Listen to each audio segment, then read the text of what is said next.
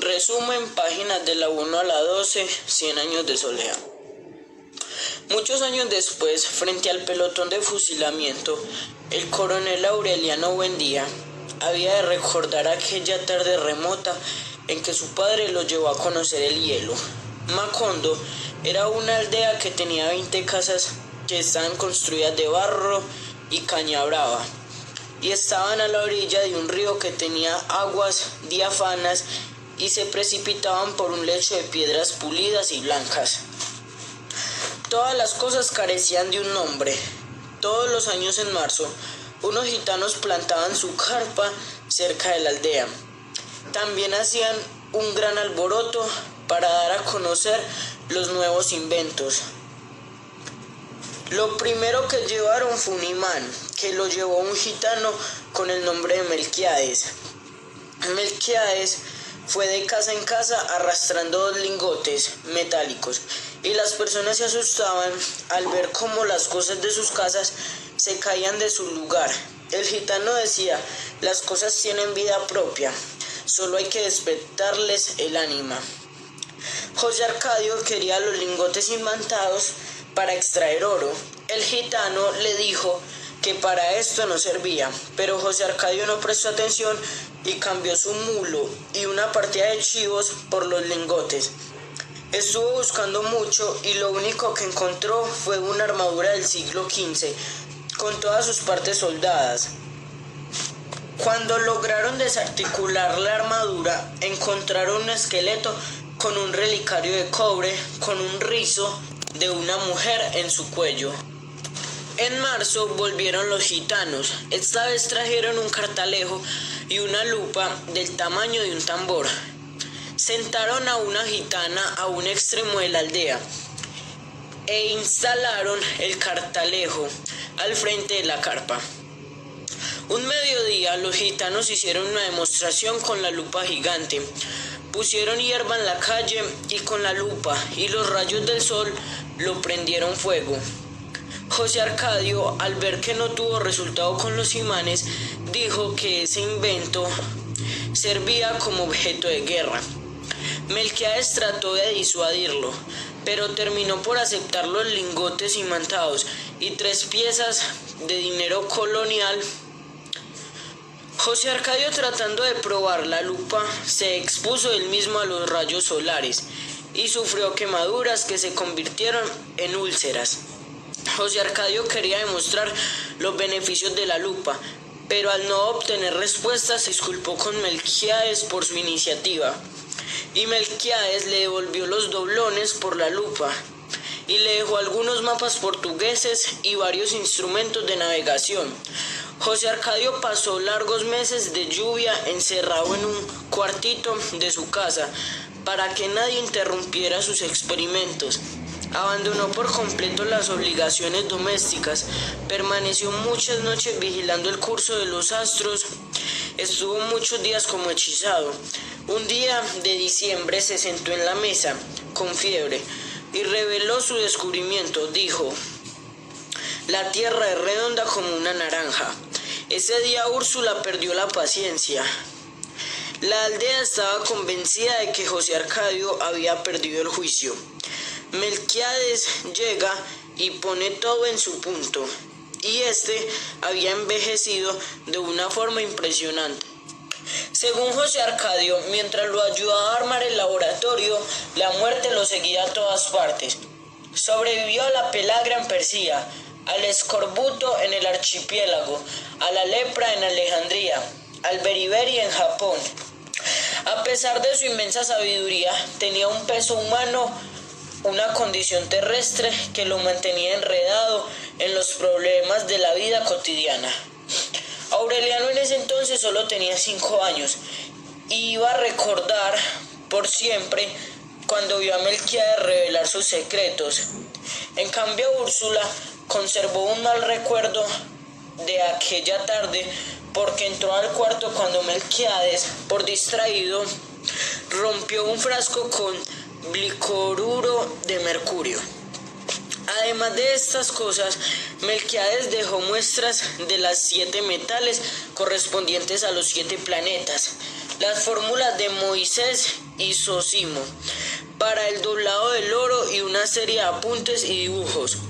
José Arcadio convenció a Úrsula de desenterrar sus monedas y doblarlas cuantas veces pudiera.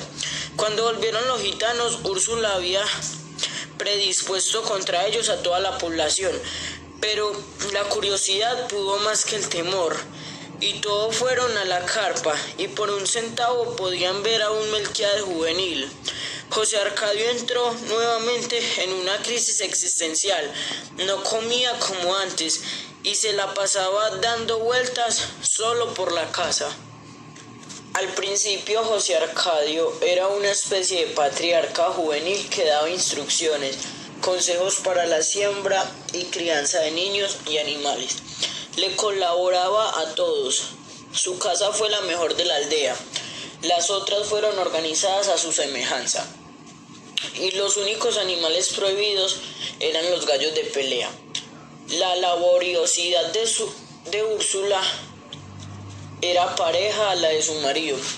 José Arcadio era el hombre más emprendedor en la aldea. Puso las casas para que desde todas se pudiera llegar al río. Trazó las calles y ninguna casa recibía más otra. Macondo era una aldea más ordenada y feliz. José Arcadio construyó trampas y en poco tiempo estaban llenos de turpiales, canarios, azulejos y petirrojos. No solo en su casa, sino en todas las casas de la aldea. Aquel espíritu de su iniciativa social se perdió con la llegada de los imanes, los cálculos astronómicos, etc. José Arcadio pasó de tener un aspecto emprendedor y limpio a ser un hombre de aspecto holgazán. Descuidó el vestir y su aspecto físico. José Arcadio ignoraba la geografía de la región.